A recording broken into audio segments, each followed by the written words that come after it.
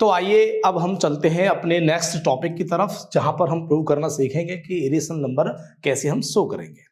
तो देखिए, जैसे मान लीजिए क्वेश्चन में आपको दिया हुआ है कि √3 को आपको क्या करना है, इरेशनल प्रूव करना है, ये बताना है कि ये इरेशनल नंबर है। तो देखो इसको क्या करना है, कैसे करना है, तो ओरली पहले मैं आपको इसके स्टेप बता देता हूं, फिर उसको हम स्टेप बाय स्टेप यहाँ पे करके देखेंगे। तो देखिए, अगर हमें √3 को इरेशनल प्रूव करना है तो सबसे पहले हम क्या करते हैं, अज्यूम करेंगे, मान लेंगे कि जो √3 है वो रेशनल नंबर है। वो जब वो रेशनल नंबर हम उसको मानेंगे तो उस कंडीशन में क्या करेंगे कि हम उसको P/Q की फॉर्म में लिख लेंगे। और जब हम उसको P/Q की फॉर्म में लिख लेंगे तो क्या होगा, आफ्टर सम टाइम यानी कुछ स्टेप के बाद में हम क्या दिखाएंगे कि P और Q के दोनों के क्या है, फैक्टर निकला है, कॉमन फैक्टर निकला है दोनों का। और उस कंडीशन में क्या होगा कि हमने तो माना था पहले कि दोनों कैसे हैं, P और Q को प्राइम इंटीजर हैं, लेकिन यहां पर हमने दोनों का कॉमन फैक्टर निकाल दिया, 1 के अलग कोई और निकाल दिया हमने। तो इसका मतलब क्या है कि जो हमारा एजप्शन है वो क्या है, रॉन्ग है। यानी हम खुद अपने ही बात के लिए क्या हुए, गलत सिद्ध हो गए कि हमने ये जो मान लिया है कि जो √3 है वो रेशनल है, ऐसा नहीं है। यानी वहां पर कॉन्ट्रडिक्शन है, यानी विरोधाभास है। यानी जो हमारी पहले बात कही गई थी उसमें क्या है, विरोध उत्पन्न हो चुका है। यानी वहां पर जो बात है हमारी वो गलत है कि वो रेशनल नंबर है, और इसलिए वो क्या हो जाएगा, वो आपका इरेशनल नंबर प्रूव हो जाएगा। तो इस तरीके से इसका पूरा प्रोसीजर है। तो इसको स्टेप बाय स्टेप हम देखते हैं। सबसे पहले देखिए हमको क्या करना है, सबसे पहले इसको प्रूव करने के लिए हमको क्या करना है, इसको हमें रेशनल मानना पड़ेगा। तो let us assume that √3 is rational number. हम इसको क्या करते हैं, रेशनल नंबर मान लेते हैं। और जब हमने इसको रेशनल नंबर मान लिया है तो हमें क्या करना होगा, इसको P/Q की फॉर्म में लिखना होगा। यानी now √3 is equal to P/Q। इसको हमने क्या किया, P/Q की फॉर्म में लिख लिया, ठीक है जी।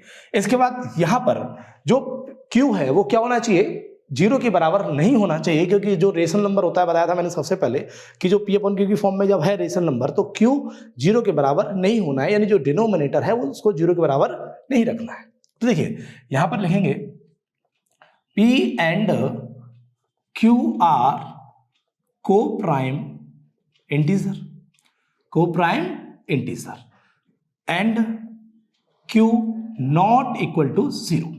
यानी को प्राइम इंटीजर का मतलब क्या होता है, को प्राइम ऐसे इंटीजर होते हैं जिनका सिर्फ कॉमन फैक्टर जो होगा वो 1 होगा, 1 के अलावा कोई भी और कॉमन फैक्टर नहीं होगा। जैसे फॉर एग्जांपल 5 और 7, अब 5 तो 5 से डिवाइड हो रहा है, 7 7 से डिवाइड हो रहा है, लेकिन जो दोनों का जो कॉमन फैक्टर है, यानी वो कॉमन नंबर जिनसे जब हम दोनों को डिवाइड करेंगे वो कौन सा है, वो केवल 1 है। 1 के अलावा कोई भी उनका कोई कॉमन फैक्टर नहीं है। तो इसलिए 5 और 7 क्या है, को प्राइम इंटीजर है।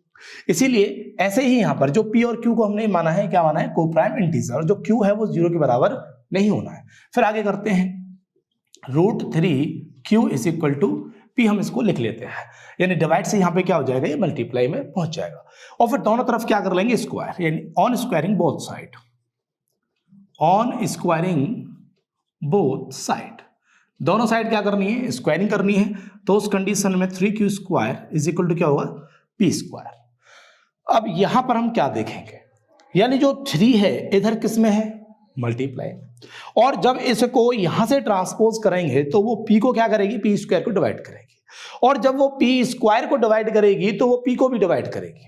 यानी जब कोई भी एक नंबर, इसमें आपकी थ्योरम 1.3 है, उसमें बताया गया है स्पष्ट तरीके से कि अगर कोई नंबर किसी के स्क्वायर को डिवाइड करता है तो उस नंबर को भी डिवाइड करेगा जिसके स्क्वायर को डिवाइड कर रहा है। फॉर एग्जांपल जैसे कि 3 9 के स्क्वायर को डिवाइड कर रहा है तो 3 9 को भी डिवाइड करेगा।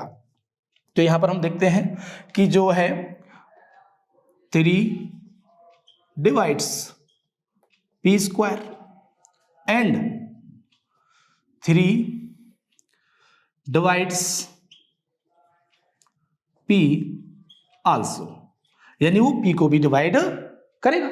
इसके बाद देखिए, अब इसको क्या करते हैं, हम यहां पे इक्वेशन इसको फर्स्ट मान लेते हैं थोड़ी देर के लिए, ठीक है जी। अच्छा, अब आगे चलते हैं, और यहां पर P पर हमें क्या करना है, कोई एक अलग इंटीजर पुट करना है। तो put P is equal to 3C। अब देखिए, जैसे कि अब हमें यहां पे √3 प्रूव करना है तो हमने क्या लिया, 3 के मल्टीपल में लिया। अगर यहाँ रूट 5 होता तो 5 के मल्टीपल में लेते, और जहां पर c क्या है, कोई इंटीजर है, तो put p is equal to 3c in equation first. ठीक है जी, अब इसे पुट करते हैं तो 3q square is equal to p की जगह पे क्या पुट करना है, 3c का स्क्वायर, और ये क्या होगा 3q square is equal to 9c square, और ये क्या हो जाएगा यहाँ पर जब 3 से इसको डिवाइड कर देंगे तो q square is equal to 3c square. अब यहाँ पर हम क्या देखते हैं, 3 जो है वो मल्टीप्लाई में है और इधर क्या आएगा, डिवाइड में, यानी जो 3 है वो q स्क्वायर को डिवाइड करेगा, और जब q स्क्वायर को डिवाइड कर रहा है तो वो किसको डिवाइड करेगा, q को भी डिवाइड करेगा। तो यहाँ पर हम लिखेंगे, क्या लिखेंगे कि 3 divides q square and 3 divides q also. अब यहां पर हम देखते हैं, देखिए क्या लिखा हुआ है, 3 डिवाइड्स p, 3 किसको डिवाइड कर रहे हैं, p को, यानी p किससे डिविजिबल है, 3 से, और यहां देख रहे हैं q किससे डिविजिबल है, 3 से। अब हम यहां पर क्या देख रहे हैं कि जो p और q है दोनों का जो कॉमन फैक्टर है वो क्या है, 3 है। p और q का जो दोनों का कॉमन फैक्टर क्या है, 3 है, लेकिन हमने p और q को क्या माना था, को प्राइम इंटीजर, इसको क्या माना था, को प्राइम इंटीजर माना था। लेकिन यहां पर हम क्या देख रहे हैं कि इनका एक कॉमन फैक्टर निकल चुका है। Here we can see that, here we can see, यहां हम देख सकते हैं कि that p and q have common factor 3। यहां पर हम क्या देख रहे हैं कि जो p और q है उन दोनों का जो कॉमन फैक्टर है वो क्या है, 3 है। इसका मतलब p और q को प्राइम इंटीजर नहीं है, और जो p और q है वो को प्राइम इंटीजर नहीं है, तो इसमें क्या है, यहाँ पे कॉन्ट्रडिक्शन अराइज होता है, और जब कॉन्ट्रडिक्शन अराइज हो रहा है तो इसका मतलब क्या है कि जो हमारा एजप्शन है वो क्या है, गलत है। Here contradiction has arisen that our assumption was wrong, so therefore our assumption was wrong, our assumption was wrong that root 3 is rational। मतलब कि हमारा ये assumption गलत है कि जो root 3 है वो rational है। so therefore या we conclude that, हमने यहाँ पर क्या conclusion निकाला। अब देखो दो तरीके होते हैं, या तो कोई चीज होगी या फिर नहीं होगी। अब हमने क्या किया है कि जो root 3 है हमने ये बोल दिया कि ये गलत है, ये wrong that कि रूट 3 इज रेशनल। हमने ये बात गलत सिद्ध कर दी कि जो रूट 3 है वो रेशनल है। तो जब ये बात गलत है तो फिर क्या होगा कि वो रूट 3 जो है वो क्या होगा, इरेशनल होगा। So therefore root 3 is an irrational number. तो इस तरीके से हम किसी एक नंबर को जो कि इरेशनल है तो उसको इस तरीके से हम प्रूव करेंगे, इस तरीके से हम उसको दिखाएंगे।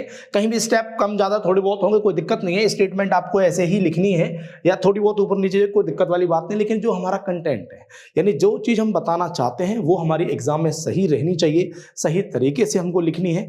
तो ठीक है, तो इसके बाद हम एक क्वेश्चन और देखते हैं कि किसी भी इरेशनल नंबर को कैसे प्रूव करेंगे कि वो इरेशनल नंबर है।